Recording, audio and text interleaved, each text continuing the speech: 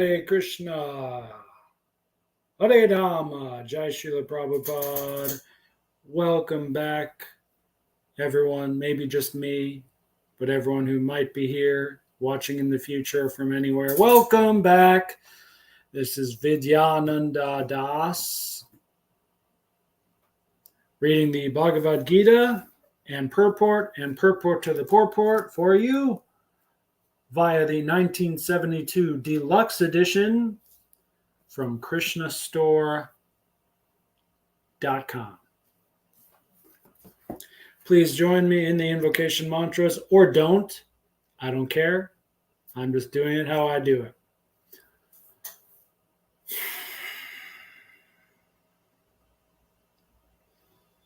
Om Namo Bhagavate Vasudevaya.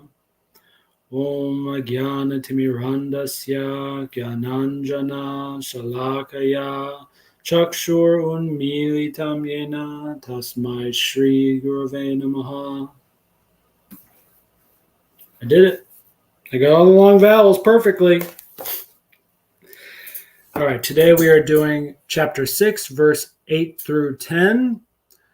And then starting from verse 11, next time you can see here it's going into a different thread, different topic with a bit more detail. Anyway, let's get right to it. Here is verse 8. A person is said to be established in self-realization and is called a yogi or mystic when he is fully satisfied by virtue of acquired knowledge and realization. Such a person is situated in transcendence and is self-controlled. He sees everything, whether it be pebbles, stone, or gold, as the same. One thing I like about this verse, it starts with jnana vijnana, which means acquired knowledge and realized knowledge together. And it sounds nice.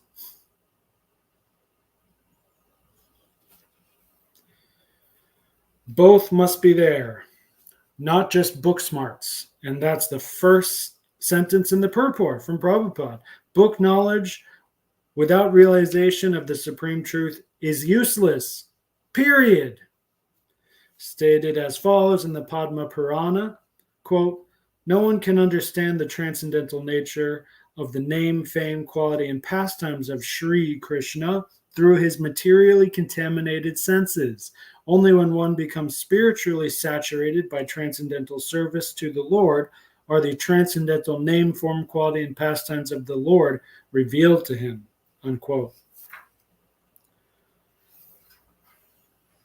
So this verse and the next one too actually are quite similar to the one we read before, which I call the Samadarshina verse. It's just my own little nickname title to remember it. Hermeneutic, you might call it. Although this is different because that word darshina is not in here. It does say sama, though. And that's all it says. So in the Sanskrit, it says lostrashma kanchanaha. So that means pebble, stone, and gold. And then before that, sama, just sama. Now, Prabhupada translate that as equiposed. So sama here means the same, but also, the practice of kind of, using sameness in our relationship to pebbles or stone or gold. And because it's, kind of mundane, inert matter we're talking about here, I don't think Krishna or Prabhupada or us, I don't think we need to use an extra verb like samadarshina or samabhut here, as we're going to see in verse 10, I think. Just be the same to all these things. Just be the same. Just focus on the sameness. You don't need to go too deep into detail about this. Also worth note, as usual, is the poetics that Krishna uses here. He starts at pebble, then stone, then gold. So there's a clear, increase in value. There's a hierarchy there, a alleged, apparent hierarchy of value. Oh, pebbles are, not such a big deal, but stone, oh, you can build a gorgeous temple out of stone, pretty necklace or something. But then gold, oh, gold is even better than stone. But it's like, no, they're actually all the same. It reminds me a lot of judo. Poetry and judo have a similarity where it's like there's this, you kind of get suckered in, hooked into thinking, ooh, he's going to go this way. And then, huzzah, it goes the other way. Oh, wow, pebbles and then stone and then gold. But then here comes the finisher, the finishing move. No, they're actually all the same.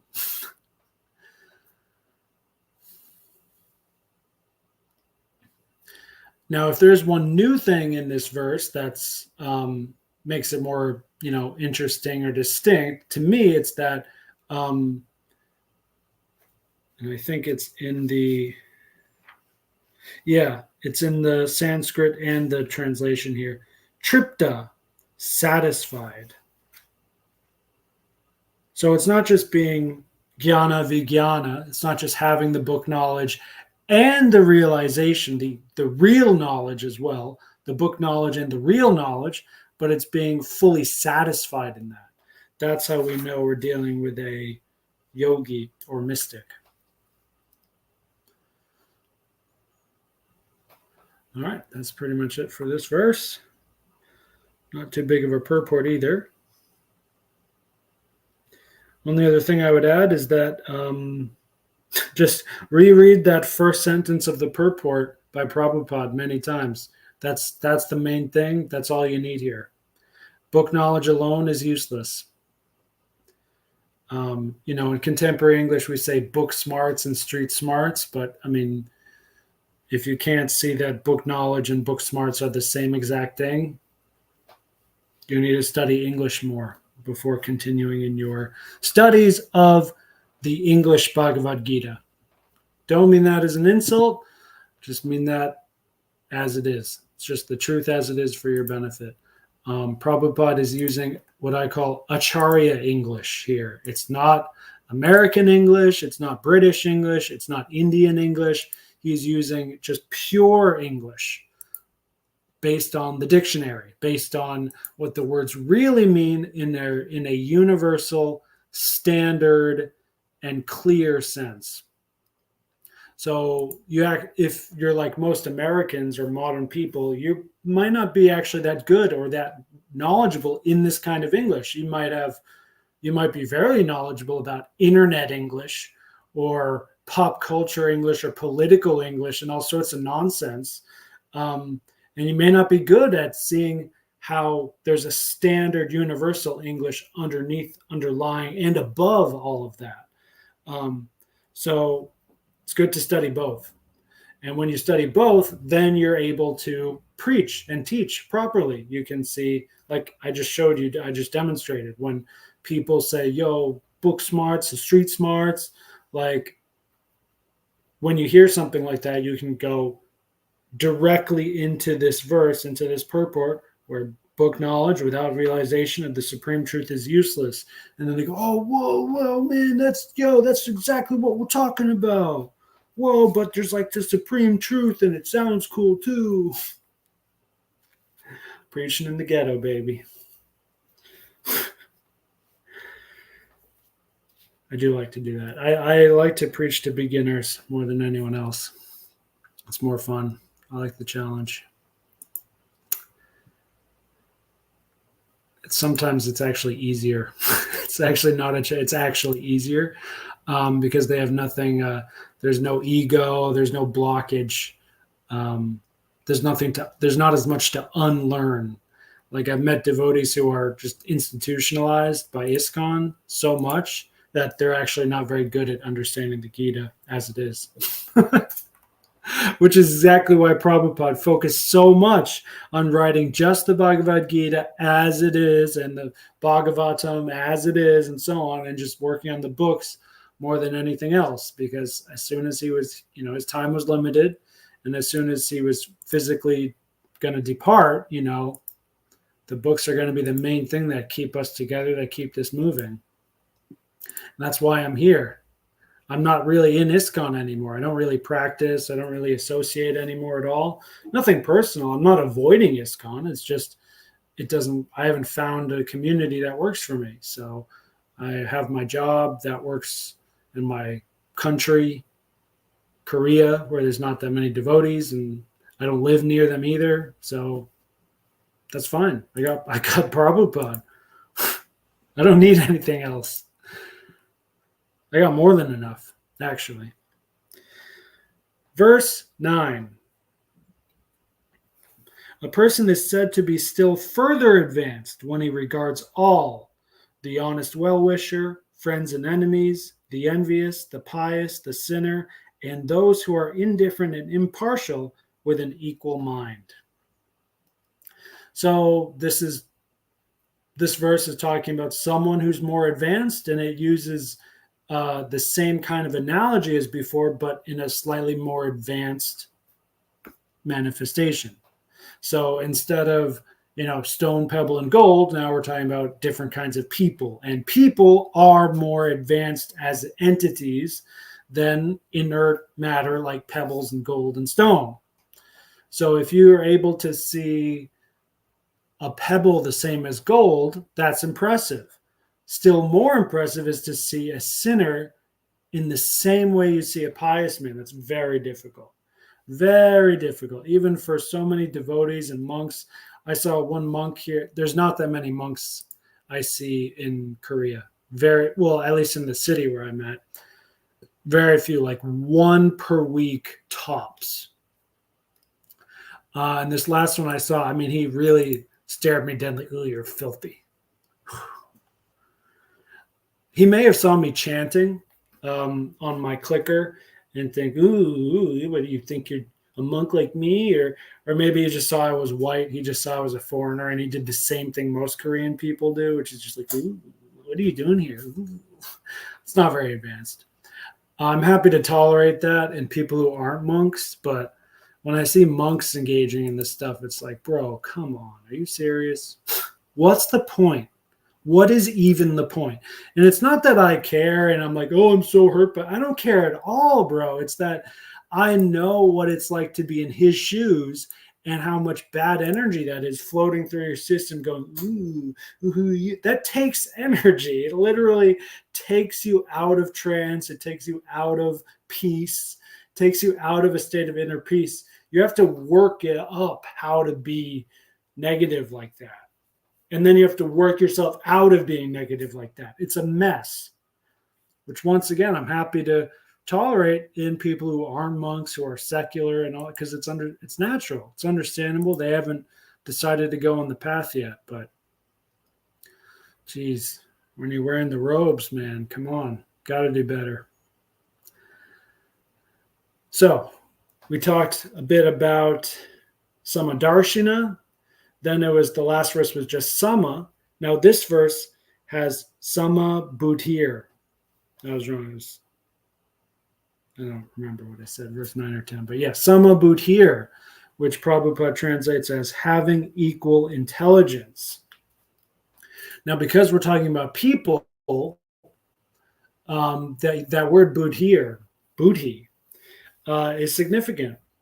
And I think Krishna is hinting at how we should be intelligent when dealing with people, as opposed to, dealing with pebbles, stones, and gold. There is, some intelligence needed there, if, especially if you're in that trade of working with stone or metals or something.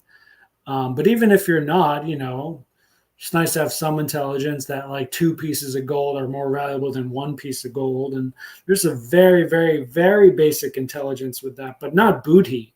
Buddhi is like high intelligence.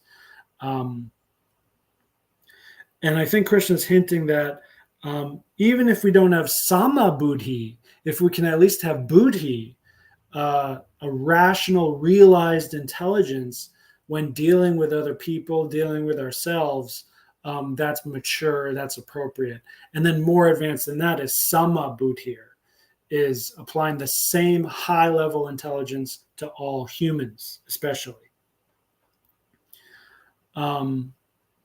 Now, the order here in the example is different too. In the last verse, we went pebbles, then stones, then gold, higher and higher. This time it's going back and forth, good and bad, neutral, good and bad, neutral. In the Sanskrit, it goes like this. A well-wisher, a benefactor, an enemy, so that was good, bad, neutral between the belligerents, mediator between the belligerents, neutral, then envious, then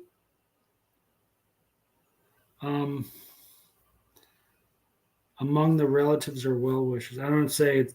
Maybe that means being envious among well-wishers, and then pious, so bad then good, and then the sinners back to good again.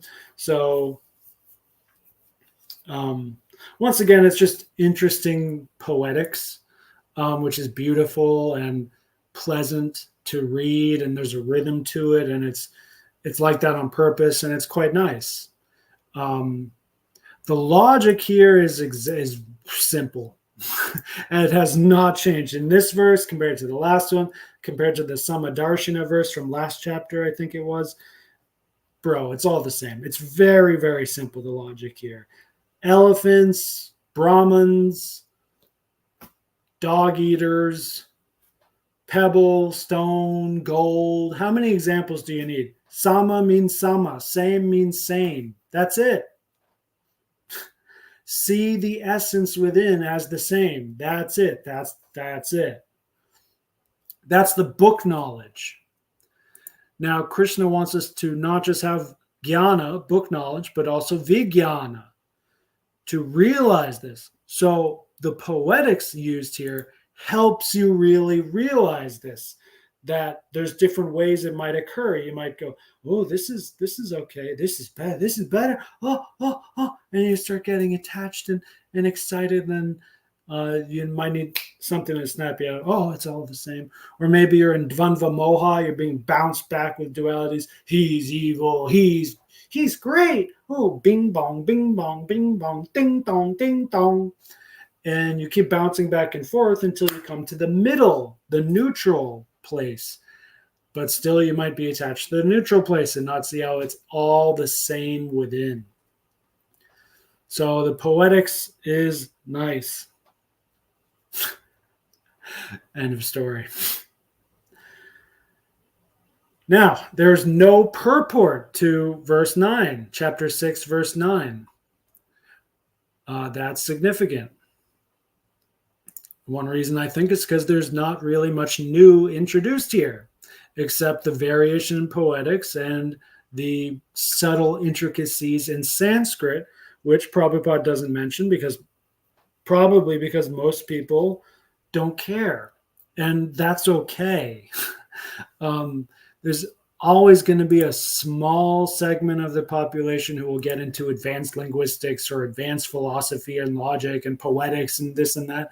That's going to be a small percentage of the population. Most people, if you've made it to chapter 6 and you've gone in order, verse by verse, purport by purport, and you've made it here, you should get the picture by now. Stone, pebble, gold, pious people, sinners, like you get it. You should get it by now.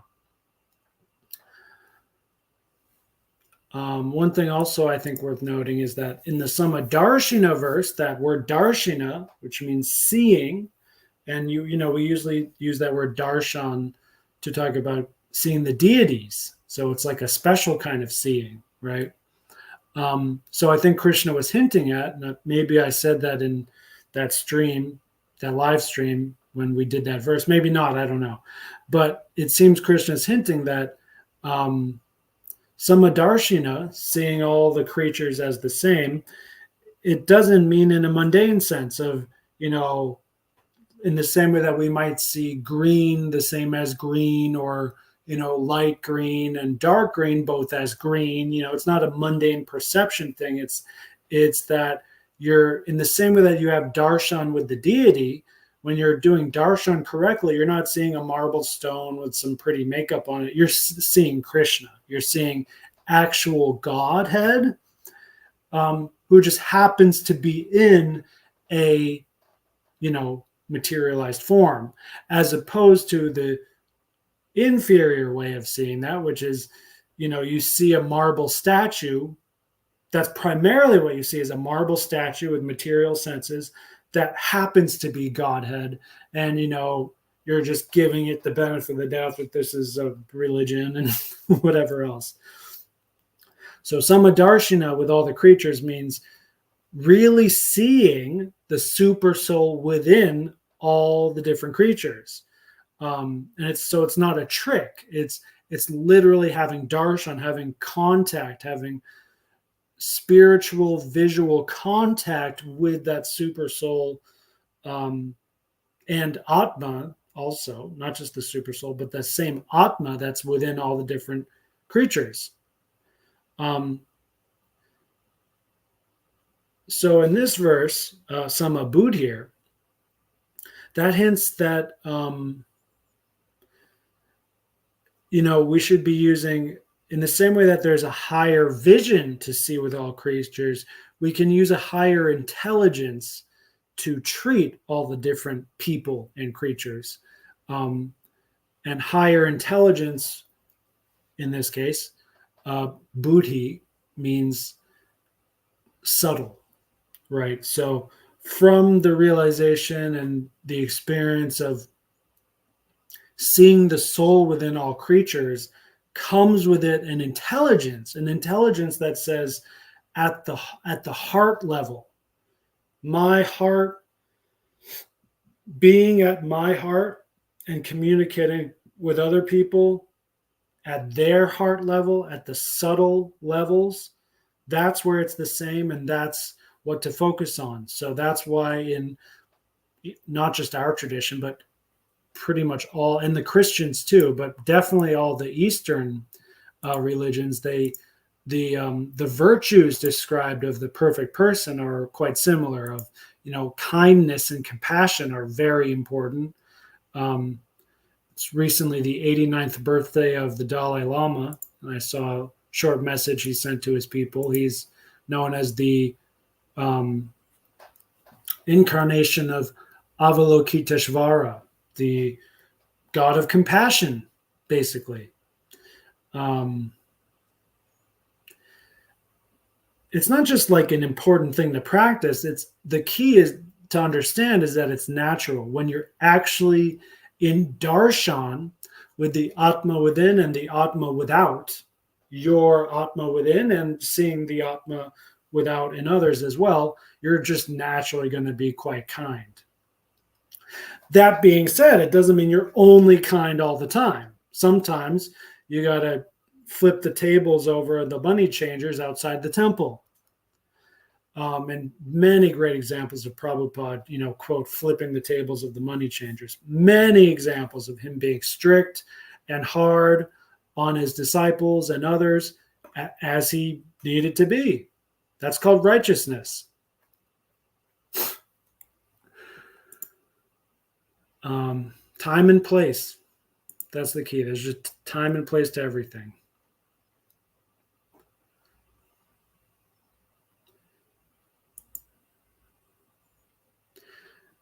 So once again, going back to what I said earlier, that, people are more advanced as entities than pebbles, stones, or gold. And because this is, an ancient Eastern text, happens to be Indian, which is, to me, not so much different than an ancient Chinese text, for instance. The way that wisdom is approached and studied and practiced is quite the same. It's all very practical and very explicit. So it's quite possible that Krishna is simply making a very simple point here, that seeing matter as all the same is advanced, and that's one level, and then seeing all the creatures as the same is just a little bit more impressive. That's it. So there's the same sama. Sama is the same word in both verses, but simply because a person is more complicated, sophisticated, advanced than a stone or gold, then that person who is in sama with people is simply a little bit at least more complicated, sophisticated, advanced, whatever, than someone who is in sama with inert matter. It doesn't have to be any bit deeper than that. It can be, doesn't have to be. Okay, verse 10. A transcendentalist should always try to concentrate his mind on the Supreme Self. He should live alone in a secluded place and should always carefully control his mind. He should be free from desires and feelings of possessiveness. So now, starting from verse 10 here, we're on a new pathway. We're going deep into the details of Ashtanga, of yogic practices, and so on. And so starting from verse 11 next week, we're going to go more into the details of this. In the beginning, now we're talking about external renunciation, which, remember, Krishna already said is not as good as knowledge, and knowledge is not as good as action, as devotion to God.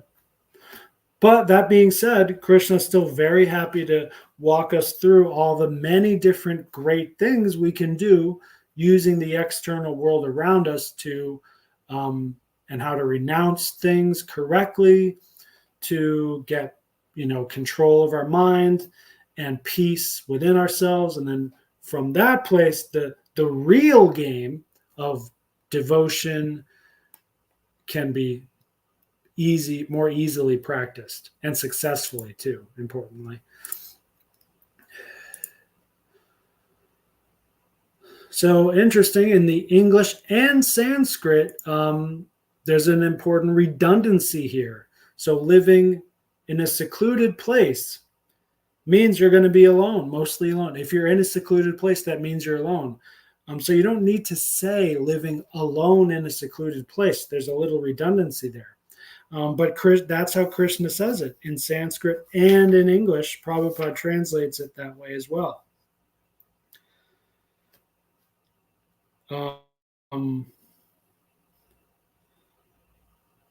There is it's very similar when you do the word for word translation and Prabhupada's translation. I mean the colloquial. It's all Prabhupada translated in both cases, but I mean the word for word translation compared to the colloquial translation, it's very similar matching. One little intricacy here is the word atmanam. Atmanam rahasi means by himself in a secluded place. But atmanam meaning himself, specifically what does that mean? So if you're reading along with me, check this out. It says himself, parentheses, by the body, mind, and self. So Krishna is saying here that, yes, live alone by yourself in a secluded place, but by yourself doesn't mean, your body's in a secluded place, but your mind and whatever is in la la land. No, practice your mind, your body, your soul. All of that is practicing being alone, practicing being secluded, not just physically secluded, but there is a practice of seclusion from the external world. And so Atmanam Rahasi means by himself in a secluded place. And later it says Ekaki, alone. So Krishna really emphasizes not just in a secluded, nice, rural little place, but alone as well.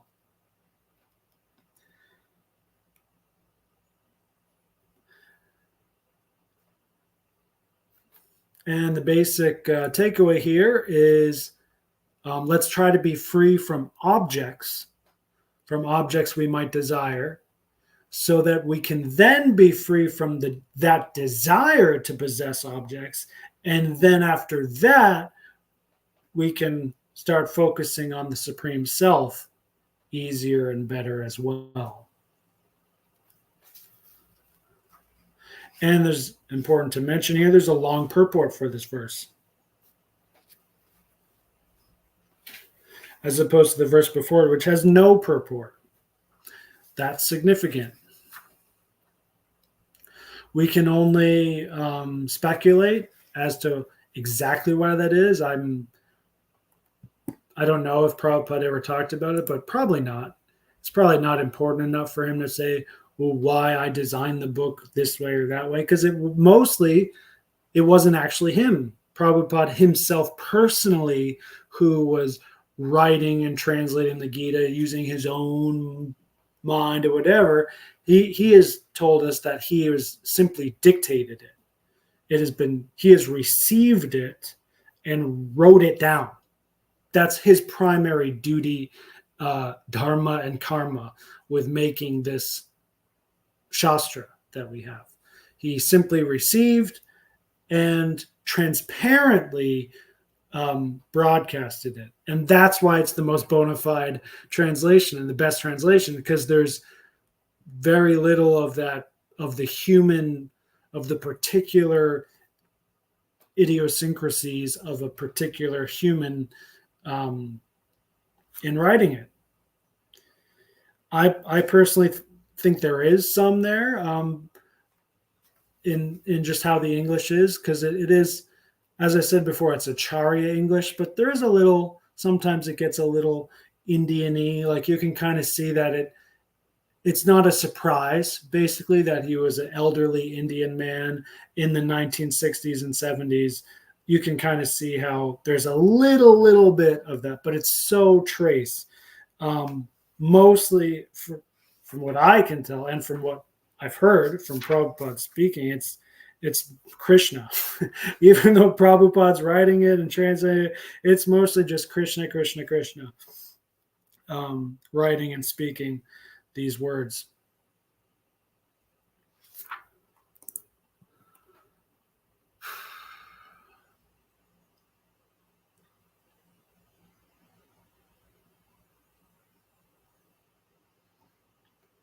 We're going to jump to the second paragraph in the purport, where Prabhupada says, quote, "The first business of a transcendentalist is to keep the mind always on Krishna. One should always think of Krishna and not forget him, even for a moment," unquote.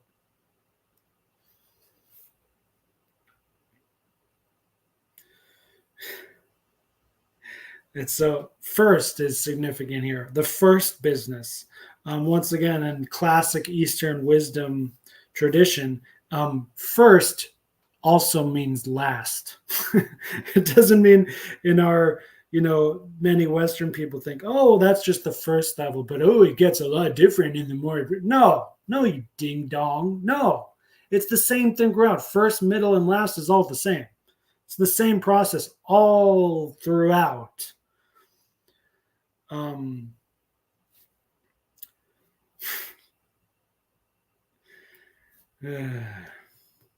That being said, when you live alone in a secluded place and you're focusing, that makes it easier to do the first business of simply focusing on Krishna. You don't need to live alone in a secluded place. You can live in the biggest city in the world and just focus on Krishna all the time. And when you are able to do that, it's actually kind of easier or better, because Krishna will manifest himself very quickly to you. Instead of it's more rajasic, it's more quick. It's not like how the birds will sing to you. It's not as sattvic or pleasant, but I've experienced this many times recently, even too, where I might think, in my not so perverted fantasies, to be honest, they're actually not so perverted, of age females I'd like to marry. And I might think this is exactly what happened yesterday, the day before. I'm thinking, Oh, wouldn't it nice to have a nice woman who's chaste and maybe a little nerdy, a little book smart? And there she was. Like a moment later, I just saw a woman just like that, just walk right by me. Maybe I should have talked to her. Maybe not.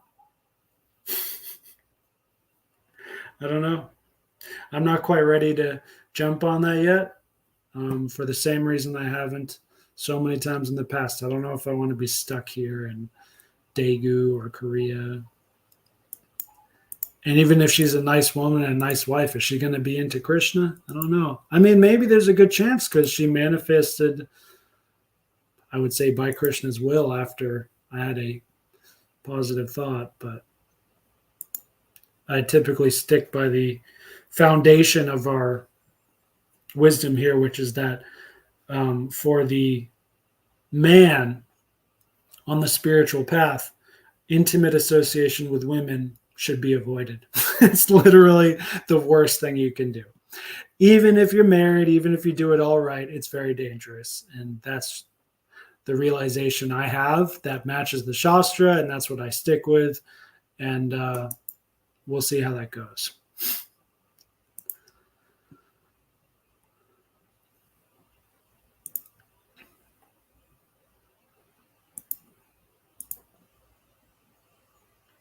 Oh, we're also going to read what Srila Rupa Goswami says on this topic from the Bhakti Rasamrita Sindhu to 255 and 256.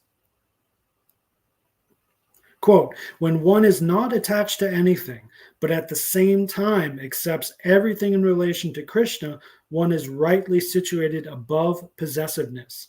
On the other hand, one who rejects everything without knowledge of its relationship to Krishna is not as complete in his renunciation, unquote.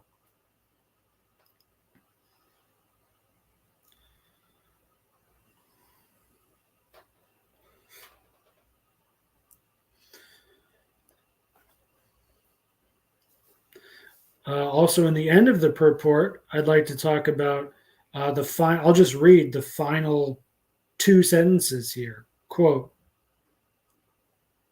he is always aloof from material things because he is always transcendental, and he is always alone, having nothing to do with persons not in Krishna consciousness. Therefore, a person in Krishna consciousness is the perfect yogi. That's another reason I don't, even when someone appears to manifest in the perfect time in my life, Korea or America or anywhere, really, most of the time I really stay alone because I know there's a good chance they're not in Krishna consciousness. I was approached yet again by Christian preachers, and man, I'm starting to feel compassion and pity on them because they're so lost. I mean, on the one hand, they're so much more advanced than the average populace here who's like just so secular, materialist, and maybe even atheist that they don't even want to do anything. But, they just say, I'm a Christian. I say, oh, here's Prabhupada, here's my master. And, we chant mantras. And I shared the Maha Mantra. And I said, do you chant? And they go, just, no, I'm Christian. And I said, well, that's great. I love Jesus too. Like, Jesus Christ, Jesus Christ, Jesus Christ. Like, you can do a mantra for him. Do you do? No. No. What about the rosary? No. Maybe it'll be different at the Catholic Church. There is a Catholic church nearby that maybe next Sunday I'll do that instead of the live stream, because Catholic is a much higher brand than most of what I see here, which is Presbyterian. It's all Protestant nonsense, where you're allowed to just say, oh, I'm a Christian, therefore I'm saved, and I don't have to do anything. That's nonsense. That's not religion. That's just Lala Sahajiya feel-good land. But they're doing more. They're doing better than many other people. They were so nice to me. They're friendly. They offered me an iced coffee on a hot day. Like, they're kind. I have to give that out compared to the average coldness and impersonalness of the average Korean. The Christian Koreans, that I talk to have a big smile, they're kind, and that alone gives them quite a nice position, a nice place. That's why I'm always nice in return to them. Even though I may say after, but oh, they can't, they don't know nothing and all this stuff. But in person, I'm very kind with them until they see that, oh, they can't get anywhere with me because I'm who I am. And I practice what I practice. And I'm in the teacher role, not just to my students, but to many others as well. So if they're not ready to be students, when they are in the student role, then what else can we do, right?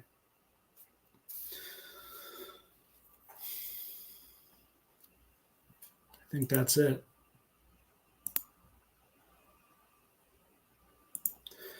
Yep. Next time we'll continue with verse 11 through something. The next two verses, 11 and 12, are combined together, and they're quite long. That's the one that's about sitting on kusa grass and deer skin and this and that. That'll be fun.